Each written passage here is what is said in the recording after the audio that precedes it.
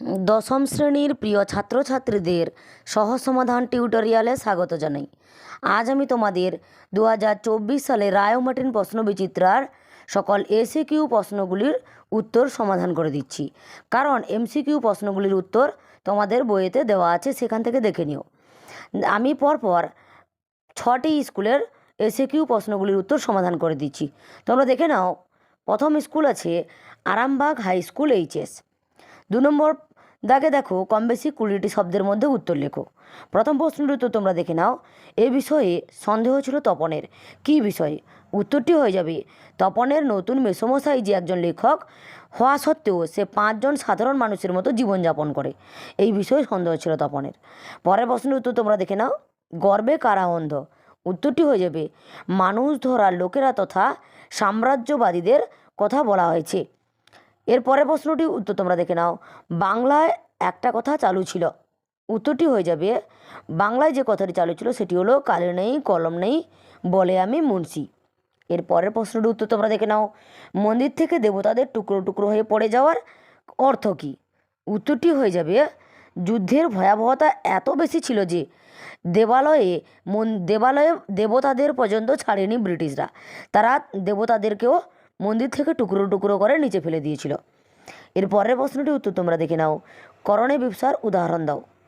আমি তোমাদের বলে দিচ্ছি, তোমরা খাতাতে নোট ডাউন করো। যেমন উত্তরটি হয়ে যাবে পুষ্পে পুষ্পে ভরা সাকি। এখানে পুষ্পে পুষ্পে হচ্ছে বিবসার উদাহরণ। বিবসা কথার অর্থ হচ্ছে, তোমরা সবাই জানো, বিবসা কথার অর্থ হচ্ছে পুনরাবৃত্ত, অর্থাৎ একই কথা দ্বিতীয়বার ব্যবহার। এখানে উদাহরণ হচ্ছে পুষ্পে পুষ্পে ভরা সাকি, অর্থাৎ পুষ্পে পুষ্পে হচ্ছে করণে বিবসার উদাহরণ। এরপরে 2 নম্বর দাগে স্কুলটি তোমরা দেখো বালুরঘাট গার্লস হাই স্কুল। 2 দাগে দেখো কম বেশি 20টি শব্দের মধ্যে উত্তর লেখো। প্রথম প্রশ্নটি আছে নতুন সৃষ্টিকে বারবার করেছিলেন বিধ্বস্ত, কেন? উত্তরটি হয়ে যাবে আফ্রিকা কবিতা রবীন্দ্রনাথ ঠাকুর এই উক্তি করেছিলেন, কারণ সৃষ্টি সুন্দরভাবে না হওয়ায় স্রষ্টা নিজের প্রতি অসন্তুষ্ট হয়েছিল। কারণ স্রষ্টা চেয়েছিল পৃথিবীকে নিজের মতো তৈরি করতে, সেখানে কোনো মারামারি কাটাকাটি কিংবা হিংসাত্মক মনোভাব থাকবে না। কিন্তু যেদিনই স্রষ্টা নিজের মতন করে পৃথিবী তৈরি করে, পরের দিন তার উল্টো পথেই যায়। এই কারণে সৃষ্টিকর্তা বিধাতা তার নিজের সৃষ্টির প্রতি অসন্তুষ্ট হয়ে পড়েছিল। পরের প্রশ্নটি তো তোমরা দেখে নাও। সে জানতো না, তার অজানা বিষয়টি কী? অজানা বিষয়টি হলো কবির প্রিয়তমা জানতো না যে কথক আর কখনো ফিরে আসবে না। পরের প্রশ্নটির উত্তর তোমরা দেখে নাও। ক্যালিওগ্রাফিস্ট কাদের বলে? উত্তরটি হয়ে যাবে যারা ওস্তাদ কলমবাজ তাদেরকে এক কথায় ক্যালিওগ্রাফিস্ট বা লিপিকুশলী বলা হয়। পরের প্রশ্নের উত্তর তোমরা দেখে নাও। মাথার চুল খাড়া হয়ে উঠলো, কার চুল? উত্তরটি হয়ে যাবে জ্ঞানচক্ষু গল্পাংশে আশাপূর্ণা দেবী এখানে তপনের কথা বলেছেন। খাড়া হয়ে উঠলো কেন? উত্তরটি হয়ে যাবে কারণ নতুন মেসোমশাইকে দেখে তপন এতটাই অনুপ্রাণিত হয়ে পড়েছিল যে সে একা আসনে বসে একটা বিশাল একটা গল্প লিখে ফেলেছিল। যে গল্প পড়ে তার মাথার চুল খাড়া হয়ে উঠেছিল এবং গায়ের লোমগুলো খাড়া হয়ে গেছিলো। পরের প্রশ্নের উত্তর তোমরা দেখে নাও। বিভক্তি ও অনুসর্গের একটি পার্থক্য লেখো। উত্তরটি হয়ে যাবে বিভক্তি সর্বদা শব্দের সঙ্গে যুক্ত হয়ে বসে, আর অনুসর্গ সর্বদা শব্দের পরে আলাদাভাবে বসে। এরপরে তোমরা 3 নম্বর স্কুল দেখে নাও, বাঁকুড়া জিলা স্কুল। 2 নম্বর থেকে দেখো কম বেশি 20টি শব্দের মধ্যে উত্তর লেখো। প্রথম প্রশ্নটি হচ্ছে তারা আর স্বপ্ন দেখতে পারলো না, কাদের কথা বলা হয়েছে? এখানে শান্ত হলুদ দেবতাদের কথা বলা হয়েছে। পরের প্রশ্নের উত্তর তোমরা দেখে নাও। একটু কারেকশান করে করে দিলে ছাপতে দেওয়া চলে, কে কী ছাপানোর কথা বলেছেন? এখানে জ্ঞানচক্ষু গল্পাংশেও আশাপূর্ণা দেবীর লেখা, কে বলতে এখানে তপনের নতুন মেসোমশাইয়ের কথা বলা হয়েছে। কী ছাপানোর কথা বলেছেন? না তপনের লেখা গল্পের কথা বলেছেন এখানে। পরের প্রশ্নের উত্তর তোমরা দেখে নাও। সেই হোক তোমার সভ্যতার শেষ পূর্ণবাণী। সভ্যতার শেষ পূর্ণবাণীটি কী ছিল? আফ্রিকা কবিতা রবীন্দ্রনাথ ঠাকুর এখানে বলেছেন যে সভ্যতার শেষ পূর্ণবাণীটি হলো ক্ষমা করো। এর পরের প্রশ্নের উত্তর তোমরা দেখে নাও।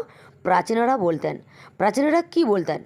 উত্তরটি হয়ে যাবে হারিজা কালিকলম রচনাংশে শ্রীপান্থ বলেছেন যে তিল ত্রিফলা শিমুল ছালা শাক দুগ্ধে করি মেলা লৌহপাত্রে লোহায় ঘষি ছিঁড়ে পত্র না ছাড়ে মসি। এখানে যারা এই পদ্ধতিতে, যাদের আর্থিক কন্ডিশন ভালো ছিল, তারা এই পদ্ধতিতে কালি তৈরি করতো। এর পরের প্রশ্নটির উত্তর তোমরা দেখে নাও, সমধাতুজকরণের সংজ্ঞা লেখো। উত্তরটি হয়ে যাবে, ক্রিয়া এবং করণ একই ধাতু থেকে উৎপন্ন হয় তখন তাকে সমধাতুজকরণ বলে। উদাহরণটি হয়ে যাবে, কি বাঁধনে বেঁধেছ মোরে। এখানে বাঁধন এবং বেঁধেছ দুটোই একই ধাতু থেকে উৎপন্ন হয়েছে, তাই কি বাঁধনে বেঁধেছ মোরে এটি হবে সমধাতুজকরণের উদাহরণ। এরপরের স্কুলটা দেখে নাও তোমরা, Barasat PCS government high school.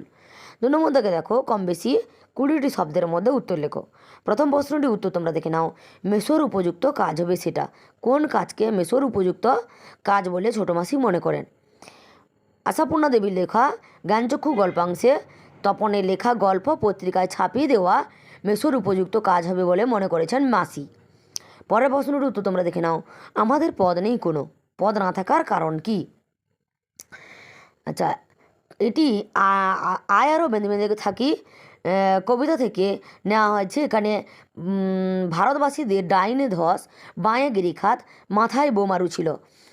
তাদের প্রত্যেকটা পদক্ষেপই বেশ বিপদসংকুল ছিল, অর্থাৎ তাদের চারিদিকটা ছিল মৃত্যুর ফাঁদে আটকানো। এই কারণে তাদের কোনো পথ ছিল না। পরের প্রশ্নের উত্তর তোমরা দেখে নাও, কৃপণ আলোর অন্তপুরে। আলো সেখানে কৃপণ কেন? এটি রবীন্দ্রনাথ ঠাকুর বিরচিত আফ্রিকা কবিতা থেকে নেওয়া হয়েছে। এখানে আফ্রিকা মহাদেশের অরণ্য সংকুল হওয়ায় সেখানে সূর্যের আলো চাইলেও নিচ পর্যন্ত প্রবেশ করাতে পারত না, এই কারণে আলোকে কৃপণ বলা হয়েছে। পরে প্রশ্নের উত্তর তোমরা দেখে নাও, মিশরে জন্ম হলে লেখক কী করতেন? এটি শ্রীপান্তের লেখা হারিয়ে যাওয়া কালিকলম থেকে নেওয়া হয়েছে। মিশরে জন্ম হলে কথক অর্থাৎ প্রাবন্ধিক নীল নদীর তীর থেকে নলখাংড়া ভেঙে নিয়ে এসে সেটিকে কলম বানিয়ে ব্যবহার করতেন। পরের প্রশ্নের উত্তর তোমরা দেখে নাও, সকাল থেকে বসে আছি সকাল পত্রীর কারক ও বিভক্তি নির্ণয় করো। আচ্ছা, এখানে সকাল থেকে বসে আছি এটি কালবাচক অপাদান কারক। আচ্ছা, এর থেকে অনুসর্গযোগে এটি হয়েছে। পরের স্কুলটি তোমরা দেখে নাও, বেলদা গঙ্গাধর একাডেমি HS। 2 নম্বর থেকে দেখো, কম বেশি 20টি শব্দের মধ্যে উত্তর লেখো। প্রথম প্রশ্নটির উত্তর তোমরা দেখে নাও, আমাদের পদ নেই কোনো, এরকম মন্তব্যের কারণ কি? অর্থাৎ ভারতবাসী সাধারণ মানুষদের জীবন এতটাই বিপদসংকুল হয়ে পড়েছিল যে তাদের ডায়ে ধস, বাঁয়ে গিরিখাত, মাথায় বোমারু, ওই জন্য চতুর্দিকে মৃত্যুর সংবাদ ছড়িয়ে পড়েছিল, যে কারণে তাদের কোনো পথ ছিল না। পরের প্রশ্নটির উত্তর তোমরা দেখে নাও, তপনের লেখক হতে বাধা নেই কেন? উত্তরটি হয়ে যাবে, লেখক মানে কোনো আকাশ থেকে পড়া জীব নয়, তপনদের মতোই সাধারণ মানুষ। এটাই তপন ভাবতো যে লেখক মানে কোনো আকাশ থেকে পড়া জীব নয়, সে কোনো দেবতা হবে। কিন্তু পরে তার এই ভুল ধারণাটা ভেঙে যায়। এই কারণে সে ভেবেছিল যে লেখক যদি তার মেসো হতে পারে তাহলে সে কেন লেখক হতে পারবে না, ওই কারণে লেখক হতে তার কোনো বাধা নেই। পরের প্রশ্নটা তো তোমরা দেখে নাও, ঘাস জন্মালো রাস্তায়, ব্যঞ্জনাটি কিসের? প্রশ্নটির উত্তর হয়ে যাবে, দীর্ঘ সময় অতিক্রান্ত হওয়া সত্ত্বেও কথক বাড়িতে ফিরে আসেনি, এই দীর্ঘ সময়কে বোঝানোর জন্য বলা হয়েছে এখানে ঘাস জন্মালো রাস্তায়। পরের প্রশ্নটির উত্তর তোমরা দেখে নাও, ব্রোঞ্চির শোলাকার পোশাকি নাম কি? উত্তরটি হয়ে যাবে, ব্রোঞ্চির শোলাকার পোশাকি নাম হলো স্টাইলাস। এর পরের প্রশ্নটির উত্তর তোমরা দেখে নাও, একটি অকারক পদের উদাহরণ দিয়ে পদটি কেন অকারক তা বুঝিয়ে দাও। উত্তরটি হয়ে যাবে, তুমি মহারাজ সাধু হলে আজ আমি আজ চোর বটে।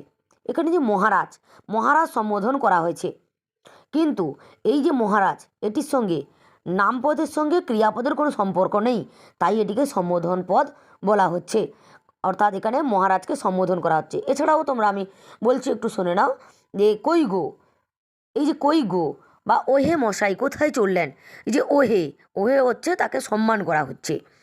এর পরের প্রশ্নের উত্তর তোমরা দেখে নাও, নিরপেক্ষ কর্তা কাকে বলে, উদাহরণ দাও। উত্তরটি হয়ে যাবে, একই বাক্যে সমাপিকা ও অসমাপিকা ক্রিয়ার কর্তা যদি আলাদা আলাদা হয় তবে ওই অসমাপিকা ক্রিয়ার কর্তাকে নিরপেক্ষ কর্তা বলে। যেমন সূর্য উঠলে পদ্ম প্রস্ফুটিত হবে, এখানে সূর্য হচ্ছে নিরপেক্ষ কর্তার উদাহরণ। এর পরের স্কুল তোমরা দেখে নাও, বেথুন কলেজিয়েট স্কুল। তোমরা যারা আমার এই চ্যানেলটি সাবস্ক্রাইব করোনি, সাবস্ক্রাইব করে পাশে থাকা বেল আইকনটি প্রেস করে অল নোটিফিকেশানটি অন করে দাও, যাতে অন্যান্য ভিডিওগুলি তোমরা পেতে সুবিধা পাবে।